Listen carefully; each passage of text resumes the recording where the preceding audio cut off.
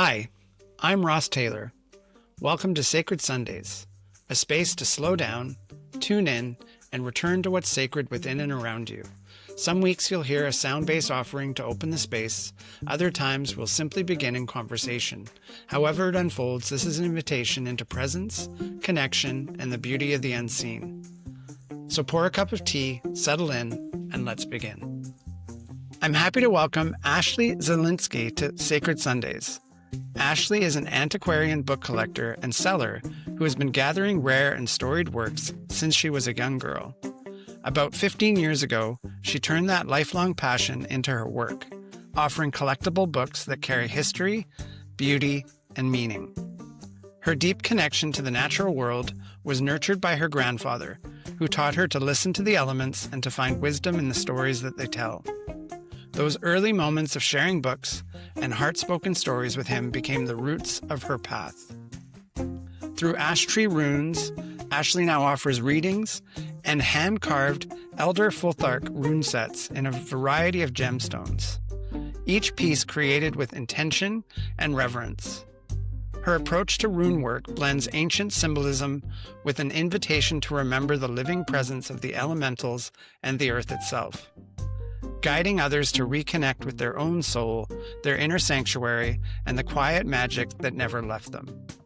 A mother of three, Ashley brings the same sense of curiosity, care, and respect for the unseen into everything she creates. Welcome, Ashley. So happy to have you here. It's great to be here, Ross. Thanks for inviting me. You're so welcome. Ashley is going to begin by guiding us through a meditation. I'd love to. So part of my passion with the work I do is to help people connect with their souls and realize that we're not disconnected from the elements and Mother Gaia around us. I think so often in everyday life, I can sense this. It's a sociological saying, seeing the strange and the familiar. And I actually have an undergrad in sociology, so I'm a little bit wired to see the strange and the familiar. And that is just that we are so often disconnected from nature in today's society. And a lot of bringing that soul-aligned spark back into our life comes when we are feeling closer to Mother Earth, and that just the frequency that comes up from the earth. It's maternal. It's almost like how you felt when you were little and you felt safe with your parents and your mother's nurturing energy or your father's nurturing energy. It's feeling welcome from Earth. So I thought that I would just start with a little meditation that kind of shows the root of what I'm trying to bring into the world. So I'll invite everybody listening to take a deep breath. I'll take one with you. I just heard my cat in the background. He might join our meditation as well. And feel your body, wherever you're sitting or standing, and imagine the ground beneath you as a soft, steady, and alive. The earth is a safe place. I think many of us forget that the earth is safe and welcoming. You're welcome here. And so many of us have been taught that to create happiness, abundance is a word that is being, I shouldn't say thrown around a lot, but it's that we hear the word abundance quite a bit. We have to control our circumstances, our timing, our own hearts. But I want you to internalize right now, as you're feeling the earth and its vibrations, that the truth is the earth never controls anything. She flows, she receives, she collaborates with all that lives within her.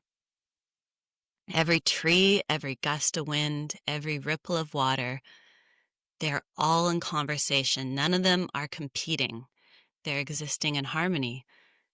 And so you're invited now to exist in harmony with the world around you. And if you'll receive it, it's your choice. I'm going to just speak a little bit of what some call light language. I believe that the origin is a little bit from the Lemurians that I channel and a little bit of the ancient elementals. And my intention when I speak this light language is that you internalize that you're welcome here on Earth. So if you choose, you can choose to accept this energy. I invite you to feel welcomed here on Earth. I want you to know that the places you go, the places that you imagine, they're real. You feel that in your heart for a reason. There's nothing to try to control. There's nothing to try to cling on to. It's a simple remembering that you're welcome here and that it's not escapism. The things that you feel and the places that you go that are full of light and warmth are there to remind you that you're home here for now. And right now it may feel difficult to trust the harmony that still exists. We live in a world where we try to hold on to the resources to control what's meant to be shared. But the control of those distorting the world around and that are dictating the resources, even if it feels so strong, it's nothing compared to the might of Gaia. Askanturia pashkantaria tashkanturia. It's nothing compared to the might of Gaia. Gaia has seen empires rise and fall. She has seen oceans shift and mountains form. The power that tries to contain her will never outlast her. And I'm saying her, but there's a shared masculine energy coming down from the cosmos helping her.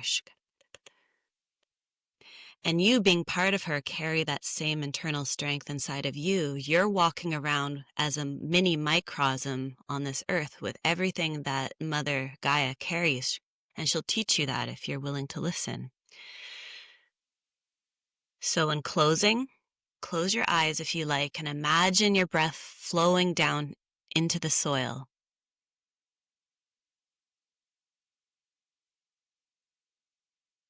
And wherever you're feeling like it needs a little bit more time to fill up, let it fill those places. Wash away a little bit of the residue of some of the distortions of your day. Let's let the energy flow in from the cosmos from up above and meeting it with the flow of Mother Earth from up above. So let that flow from Mother Earth swirl up and rest in your heart space while the flow from Father Cosmos comes down and rests in what I believe those who study the chakras call your sacral area. So they're flowing past each other. And I'm just going to end by saying you don't need to upload more, not more knowledge, not more strategies, not more doing. To create the life of abundance meant for you, you just need to strip away, return to simplicity, return to listening, go back to the earth to learn. It's your teacher, along with the wealth of knowledge that you can look into and see is there when you look into the well of your own knowledge. And anytime you want to ask for help, these energies from the cosmos, but also Mother Earth, if you ask for the light beings, it's important to ask for those that are light and want to help you step into your higher path. Ask them to show you how to receive without fear. You're not here to fight the world, you're here to harmonize it with it. So when you live in harmony with all that's alive, abundance begins to flow effortlessly. You begin to believe that you can co-create with the world around you. And because you're becoming part of the great rhythm again, And no one can control that, not even those that are trying to dictate the resources. And that's when Gaia whispers back, welcome back. Ascanturia pash cantaria scanturia. Welcome back. As my cat is joining us here with us today. So that's my offering, Ross, today is this meditation and this welcome back to the rhythm of your own heart in tune with Mother Nature and knowing that we can co-create with all the elements around us. Thank you so much, Ashley. That was beautiful. And you had said you might pull a few runes. Is that feeling like a yes still? That's right. I did. And I have my bag here. It's never far away. And I was going to pull them at the beginning, but let's see the 3 runes that will come up. Sometimes I toss them, but today I'm going to just take 3 out of the bag.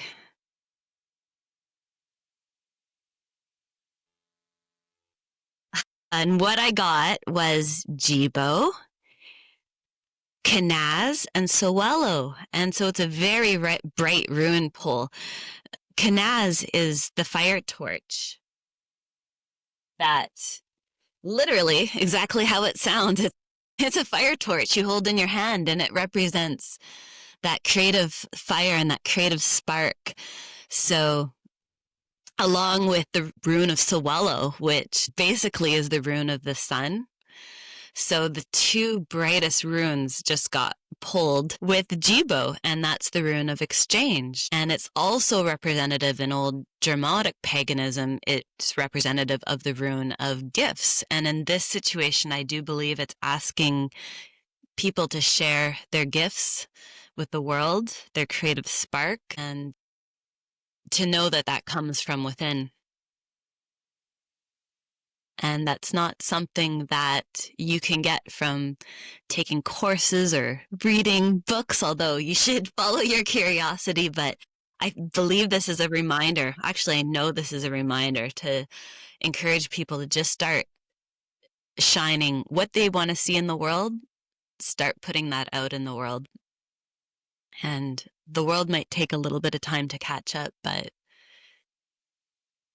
the laws of nature, it has to. So you're going to start seeing that mirrored back to you if you start putting that into the world. I love that. I'm pretty sure that at least 2 of the 3 runes that you pulled came up in the reading that we did together. I believe so. I think I remember Kanaz being pulled for sure for you. And yeah. I think exchange. And I remember just what you're putting out into the world and you're helping people share. And Jibo literally looks like an X. It's all about exchange and what we give out and what we get back, and reminding us to have healthy boundaries. And that's with your podcast and what you're putting out into the world. And when you shine your light, you're helping light other people's torches all around you. And you may not see that right away. And I know with this podcast, it's touching hearts, and you might not see that effect right away. I know, like any ripple, if you throw a pebble in the water, it has to ripple out. It's touching something. It's radiating something. I know that this is reaching a lot of people right now. So it's an honor to be here and being able to share what it is that I'm trying to put into the world. Thank you for that reflection, because it's so important to remember that that's part of the intention of this podcast, but it's also the things that are happening that are unseen, and just trusting in that, which I think is so important to remember. Yeah. Actually, it was you. When I first started doing these rune readings, I was scared to put this out into the world. It was a little bit of what many call imposter syndrome. And I remember I'd be going and setting up at markets, and I would just feel so scared the night before. And I thought, I can't wait for the point where I don't sweat the night before putting this out into the world. And it's funny because it's something we all struggle with. And I find that so fascinating, that what it is that we are most often passionate about, we are the most scared about putting out into the world. And you came by my table and you had these little cards. I still have it, actually. You asked me to pick one. And the one I picked was about shadow work. And I said, Right. yes, Ross, I'm still going through my imposter syndrome, putting this out into the world. I'm happy to tell you that since then, I've overcome that to a point. There's still always a little bit of those butterflies in my stomach sometimes before I set up and I do my work. But the beautiful thing is that when we start to do things that are soul aligned, the synchronicities just start to happen at such a fast pace. Like I said, the world takes sometimes a little bit of time to catch up with you. So sometimes you have to have that courageous heart to just get it going. And it is helpful to have people around you give you a little bit of a kick in the butt to do your work. I was lucky enough to have someone say, okay, it's never going to be perfect. Those perfect circumstances don't exist. You could even be imagining them. Just start doing what it is you want to do.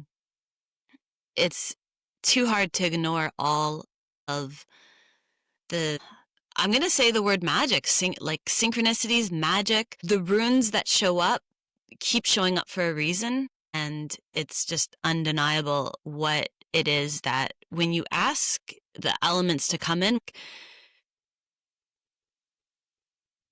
when I set the protection at the beginning of readings and I invite the energies and the guides of the individual sitting in front of me with their permission, in every case, I see the right ruins and the right messages, and sometimes I don't even know why it is I'm saying what I'm saying to that individual. And I almost sometimes have to laugh. I'm like, I don't know why I'm saying this, but every time it's for a reason for that person. And so it's just,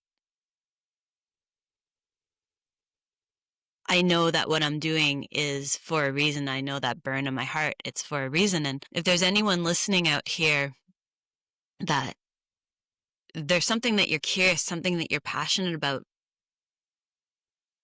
I want you to know that it's for a reason. And you don't have to be completely polished.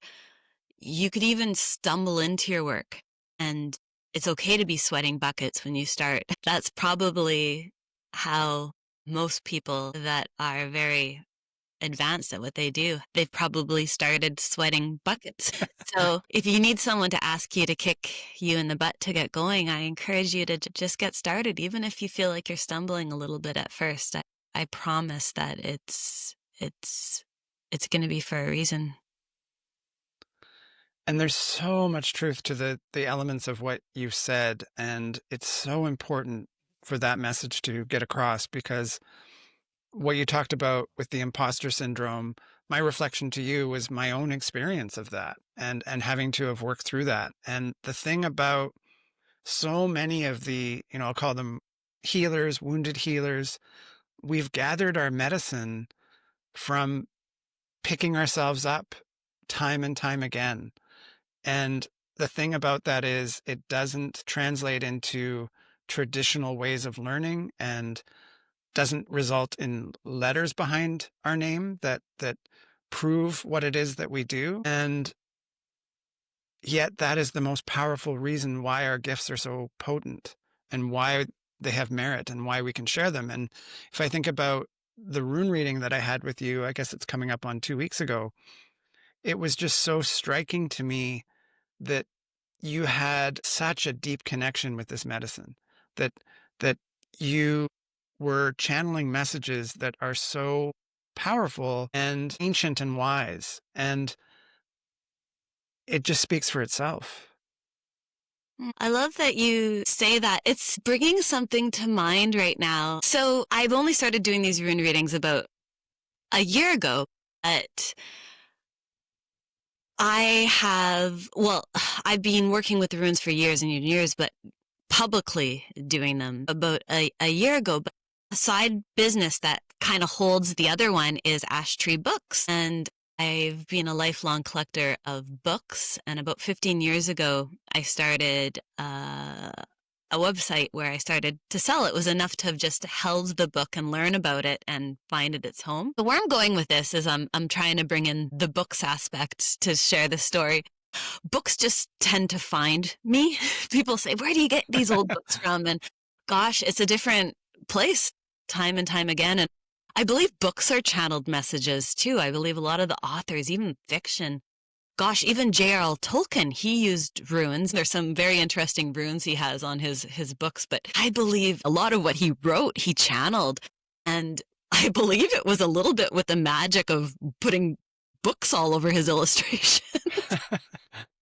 I'm telling you, I feel the elements of the elemental deities returning to the earth right now to help heal it. And people who really have a strong connection with water were seeing me out of nowhere. And I realized that it was to remind them that they weren't imagining this, that they were ambassadors for helping bridge these elemental energies back to the earth. It's not everyone who's drawn to the runes. We are all attached to nature, but there's some people that are just drawn just a little bit more for whatever reason. And it's often they can just feel the energy of it walking by because they've been talking with nature for some time quite deeply. And it's fascinating when I hear at the end, sometimes people share that the reading touched them. Sometimes people sit there and don't say a single thing, but you can just feel that what was shared was meaningful to them. But sorry, I digress. I digress. J.R.R. Tolkien,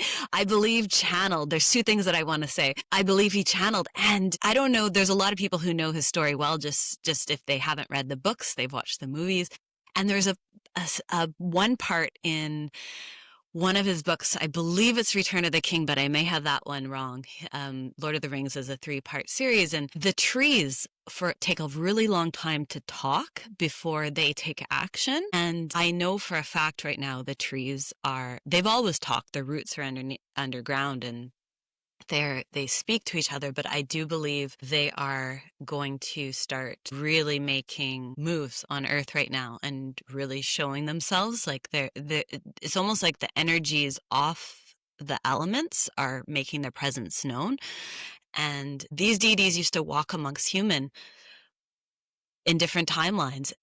Periods of history have left for a while because of the distortions of Earth, but they are returning. Water is coming back really strong first, the deities around water, and next I feel the trees kind of like that. When the trees rose up and took action and said enough is enough, like we are abusing Mother Earth too much right now. So that's exciting for me because I can really feel that, and I believe that J.R.R. Tolkien even channeled that. It hit me the other day that, oh yeah, the trees rose up and had that uprising. And something else I wanted to say is I found this old book on the side of the road in a free box, and it was it was hand typed. Someone had hand typed it with, those rings that Plastic rings? Yes, someone had taken the time to hand type this up, and it was all about meeting your soul. Huh.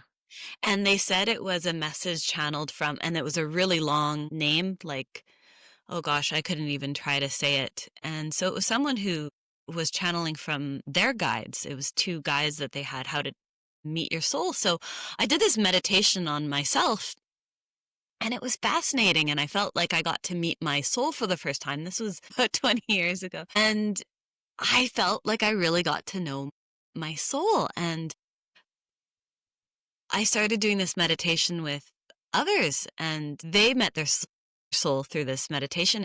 I then gave the book away, and it ended up on Salt Spring Island, and I'll never get it back, and it's just carrying on its journey wherever it is. When I do these rune readings and the historical context of the Germanic peoples, the Northern peoples, the Scandinavian communities, it's about reading your tapestry and meeting your soul. And it's a lot like that book I found on the side of the road many years ago. So that's another key part of rune reading is just reading one's tapestry.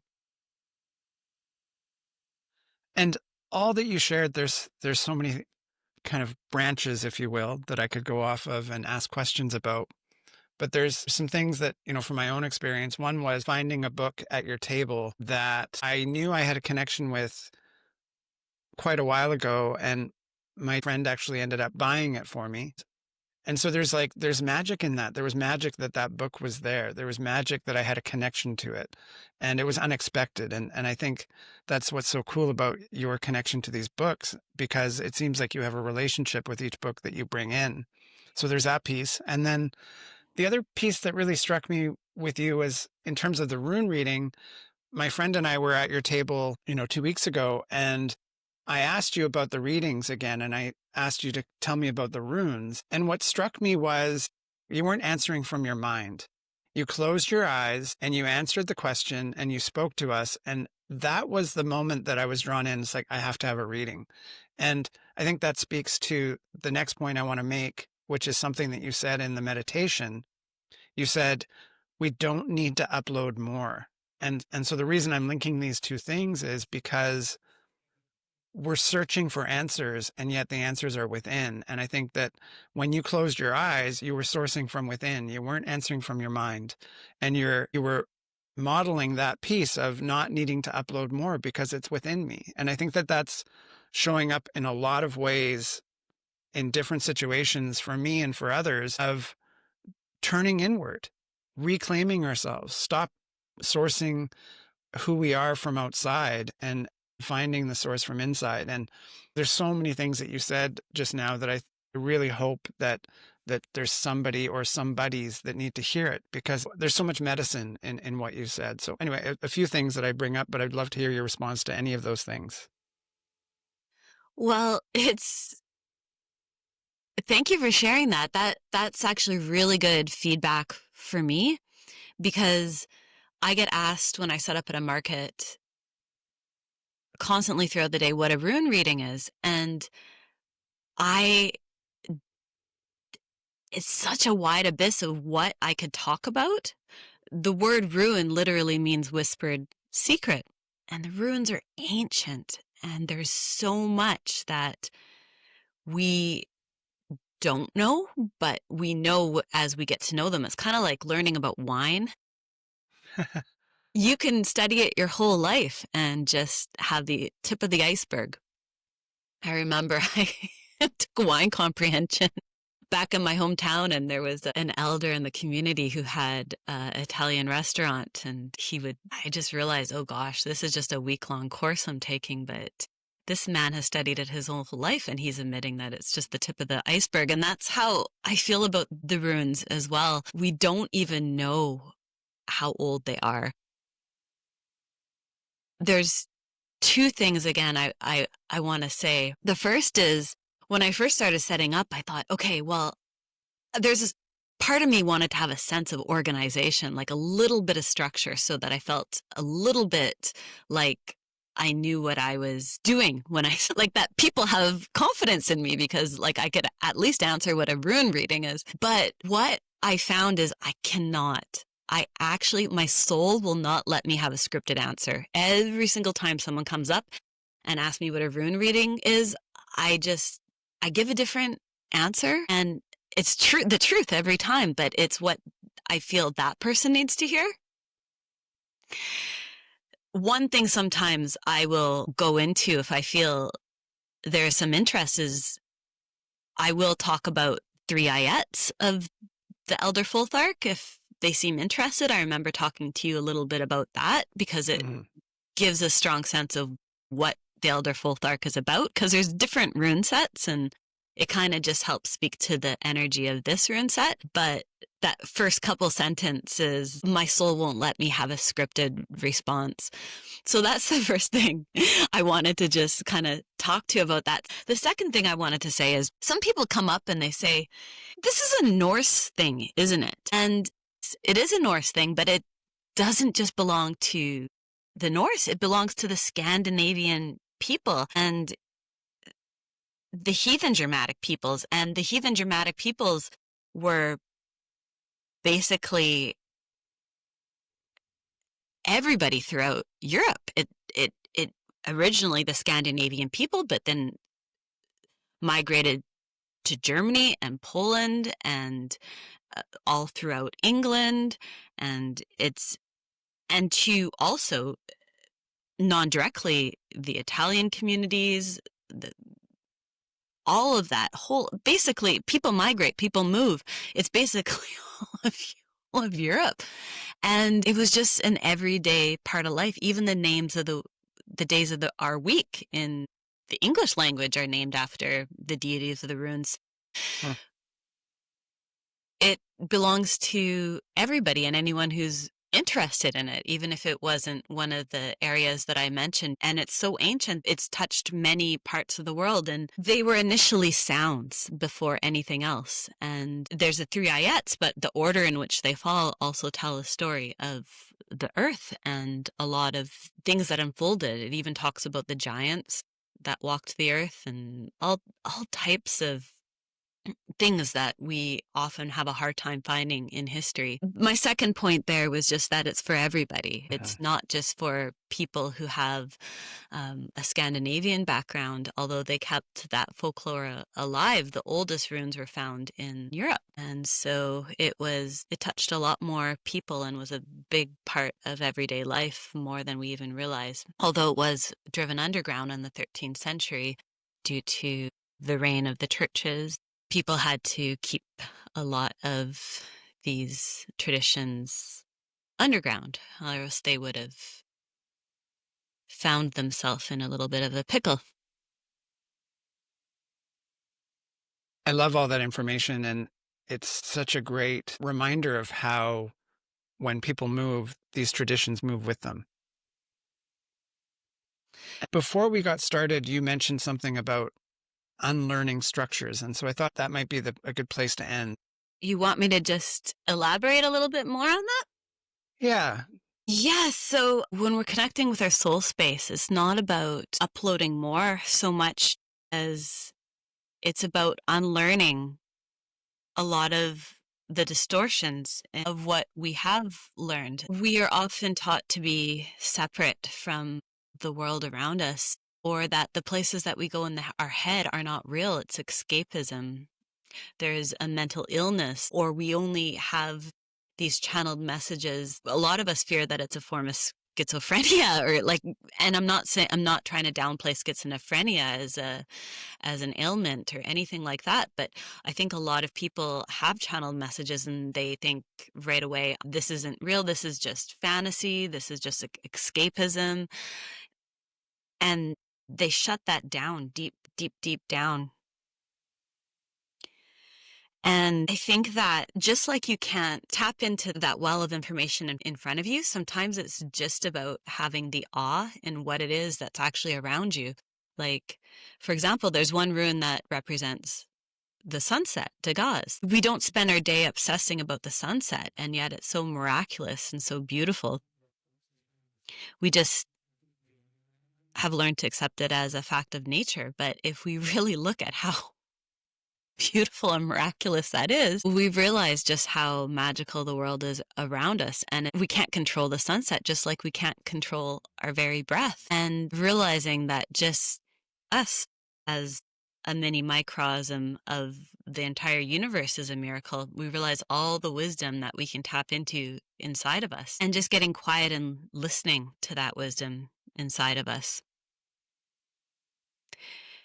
Often we put people around us on pedestals and forget just how wise we are, and that you actually know the best thing for yourself better than anyone else can. There are beings and nature and energies all around us that are alive. Even water. I was talking about water. It's alive. You can talk to it. You can work with it. The trees will talk to you if you let them, if you're patient enough. They take a little longer, and their messages are very clear cut, but sometimes there's a wisdom in things that are very clear cut. Deep wisdom, simple is sometimes the most profound. So true. Thank you for sharing that, because I feel like it's such a powerful message that is so needed at this time when we're so distracted by so many things. And one of the things that I notice is I really long for and yearn for the quiet of the forest, because it's just the opposite of all of that. And I think you brought that into this conversation as well. So I think we have to wrap up there, but I'd like to ask you a question. I think you already answered it, but perhaps you could just bring it into sort of a pointed answer as well. What's one simple way that someone could connect with the sacred today? Well, I'm just thinking about a bird that flies, and we don't control the currents yet. We can navigate with them. We can just co-create. Like, you watch a bird and it doesn't fight against the wind. It doesn't go crazy trying to flap its wings unless it's really struggling. And sometimes you got to flap a little bit harder to get where you're going. But in general, you just notice it and it just glides. And that's how it's meant to be for us in this world. And we can create a sanctuary. Like, even though things are distorted, I started with that meditation of even these people that are trying to dictate all the resources, even their control is futile in the end compared to the might of Mother Nature. So I suggest, instead of lining our priorities with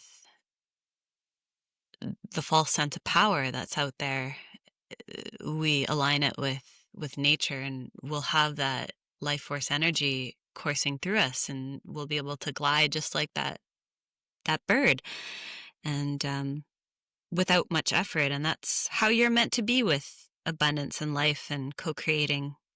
You don't need to control. You just glide with it, and you'll tap into that as you just listen a little bit more to nature itself and your own heart. I agree. Thank you so much for that.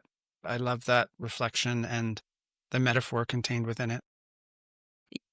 You're welcome, Ross. Thanks for having me here and letting me share what it is that excites my soul and my passion for helping ignite the torches of other people to bridge their hearts with nature, and to help them remember that the earth is a warm and welcoming place. You're so welcome, and thank you again. We will put all of your contact information in the show notes so that people can reach out to you. And I just want to say a heartfelt thank you for you being here and for the messages that you brought through in this conversation. And it's really been such an enjoyable experience. Thank you, Ross. And I appreciate all that you're doing and all the bridging that you're doing with letting people who are here to share their gifts, letting them share their stories and be a beacon out into the world. And the healing work that you do too. I appreciate you here. Oh, thank you. And to everyone listening, thank you for tuning in. Until next time, take good care. Thank you for joining us here on Sacred Sundays. I hope something in today's offering spoke to your spirit, stirred something true, or simply gave you a moment to breathe. You can find more Sacred Sundays episodes, as well as other conversations from the Sacred Village podcast, at sacredvillagepodcast.com. Feel free to share this episode with someone who might need it. Until next time, may your Sunday be slow and sacred. Bye for now.